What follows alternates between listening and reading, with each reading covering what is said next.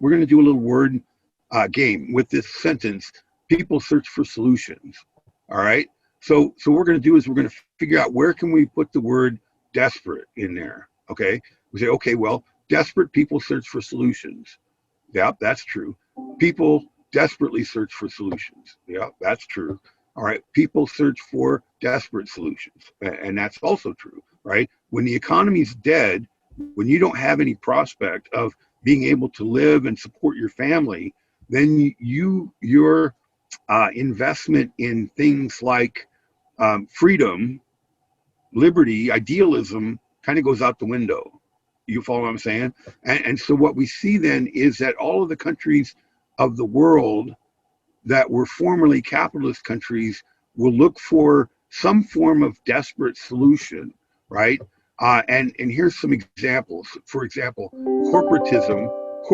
Sorry about that. Corporatism is basically a one-party state.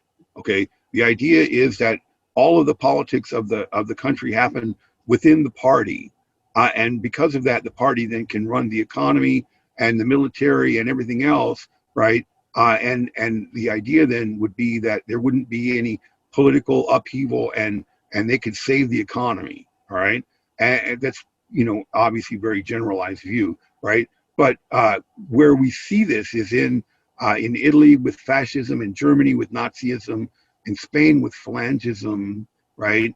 Also in Latin America, Peronismo, Juan Perón, in Argentina, Getulio Vargas, in Brazil, right?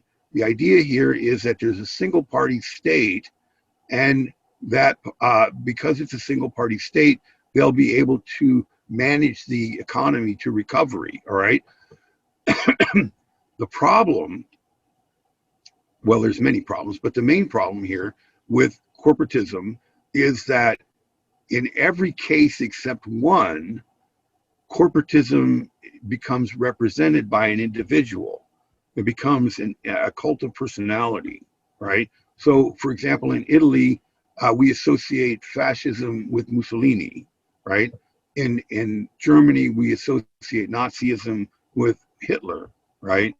In Spain, we associate Falangism with Francisco Franco, and in Argentina, Juan Perón, and in Brazil, Getulio Vargas. And then the consequence of that is that when these people leave the scene, their corporate governments collapse because the party isn't really the party; it's really that person.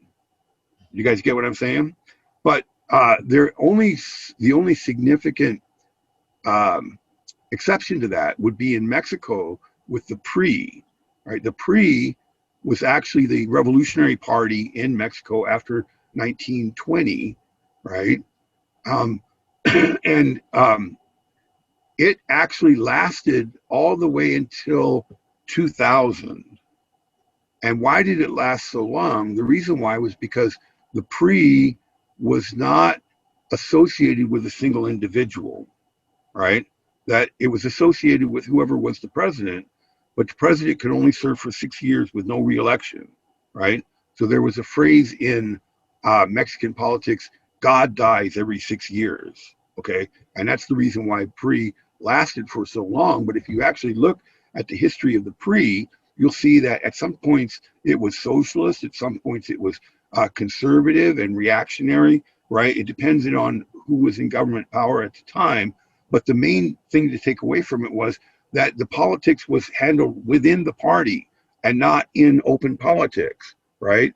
Which meant really that the people have no say in it, all right, or very little.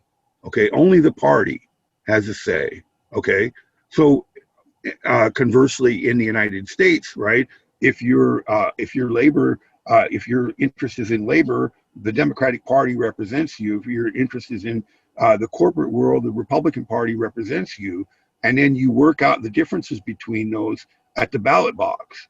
But the people have input. You see what I'm saying? That's not the way it is in a corporate state. Okay, in a corporate state, you don't have any input, so it's really not democracy. And in fact, many people call it capitalism without democracy. Right? Questions, comments?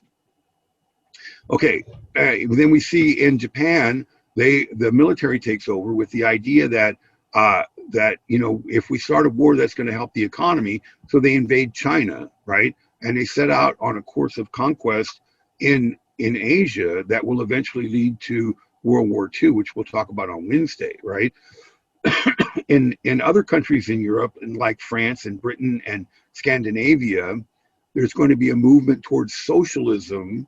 Socialism meaning that the government actually takes control of certain sections of the economy, like healthcare, railroads, some businesses, and things like that, with the idea that the government actually, the government can actually save these corporations for the benefit of the people, right?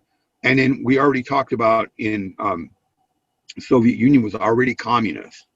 So of all of the countries in the world that felt the Great Depression, only one of them didn't go for some more desperate solution, and that was in the United States.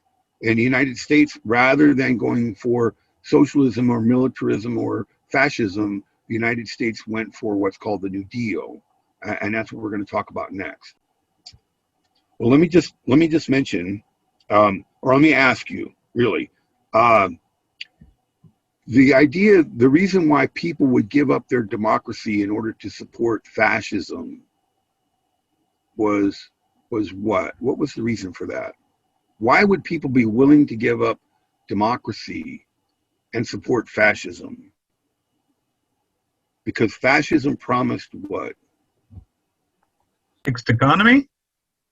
Right. Fascism promised to fix the economy. Same with Nazism and all these other solutions. Did fascism fix the Great Depression? No. No. And why not? Could fascism in Italy solve a world depression? No. No. Why not? Because it only applies to Italy. Exactly. The problem was a worldwide problem. But at this point, there's no mechanism for all the countries of the world to come together and find a solution. You see what I'm saying? All right. So really, none of these different solutions to the Great Depression worked.